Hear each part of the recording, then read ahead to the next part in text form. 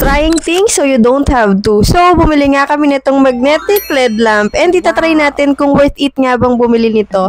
Hanging na nga pala tong LED light na to kasi may kasama na siyang adhesive. So, pag dinikit mo yan dyan, pwede mo nang ilagay tong ilaw kasi magnetic siya. So, actually marami tayong pwedeng paggamitan nito. Pwedeng ganyan sa desk setup mo or sa study table mo. Pwede rin to sa vanity table mo or kahit sa mismong kwarto mo lang. So, kung dim light lang yung need mo kapag mag-aaral or mag-work ka, pwede to para di mo na mag-open ng main light.